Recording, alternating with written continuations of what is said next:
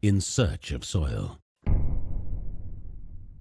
Why is that you see that in a lot of municipal yards? Why are you seeing the coarser, chunkier materials in there? It's because of what their inputs are, and then also what they're doing in terms of the composting itself. So even though they have standards that they have to adhere to in terms of pathogen reduction, I don't feel like in municipal composting that we're getting the kind of breakdown of the material that we really need. And the other thing for me, which gets into a whole other world, are levels of toxicity, because there's not testing for that. And there's not testing for GMOs, and there's not testing for a lot of stuff that I think is important. So when you can do a compost at home, and you can control your inputs, and you can, and even if you do a thermophilic or you do a static pile, if you're doing static, you can let that go for 8 months, 10 months, a year. And at the bottom of your compost bin or your compost pile, have something that's actually amazing that does resemble soil. Whereas I just think that when you have on mass scale a turnover of material that you have to turn over and turn over and turn over, and there's that you're under the gun all the time to get this stuff done and create new room and new space and get this stuff out. And so I've seen some really bad compost on, unfortunately, at school school gardens and community gardens and stuff, where I've gone like, honestly guys, that's not something that I would personally use.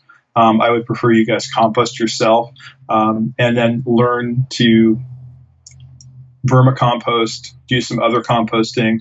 And if you have to augment that compost, get a decent compost to inoculate your compost with.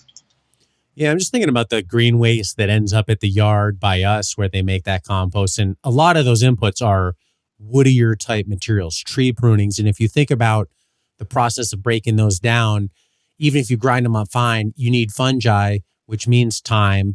And no amount of turning is really going to speed up the breakdown of the woody materials. And you're right, when you have an inventory management problem where the flow basically keeps coming in because you have a government contract to take all their tips, where do you put it at the end of the day? So is it just sending it back out the door finished? It's almost like that compost you get has to be recomposted when you get it before it becomes effective. Well, it's what you said too. It also then, when you put it into your yard, let's say you take that compost, then what you're asking the biology in your soil to do is work on breaking that down. And then also when you look at that kind of stuff, so if you're going to do that re-breakdown that you're talking about, which is correct, what is the nutrient density of that material? What kind of breakdown are you going to get when the microbes mineralize, that material? So I'm always looking also for really good, clean, organic matter that, once you do a soil analysis on it, and you can see like, hey, what is my nutrient spectrum, on this? Do I have all the majors? Do I have the minors? Where am I? I think a lot of stuff that doesn't, and then you get stuff that's sprayed too. So you get all kinds of, that whole type of thing too. So it gets very sticky in terms of if you're growing food, or if you've got somebody in your family who has cancer, or, a child, that has any kind of illness. And especially like, excuse me, in today's world where we have a lot of compromised immune systems, you got to be really careful, because I use that example. I think, we talked about it briefly, that I always have neighbors that love to spray Roundup, herbicides, pesticides.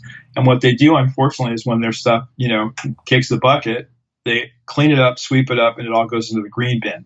That becomes part of what is in the green waste stream of compost. Not everybody does that. There's a lot of people that are conscious out there that, really grow organically or do their best to grow organically.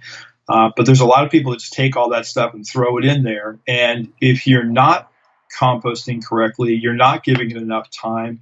You're not letting, and the tough part is, even with that stuff in there, until it gets into the soil,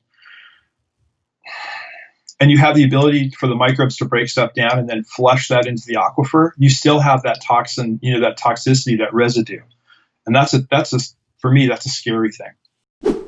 Hi, everybody. Thanks for watching. Subscribe here to get the latest from the show. Also, be sure to check out some of the great clips and watch the full interviews right here on In Search of Soil.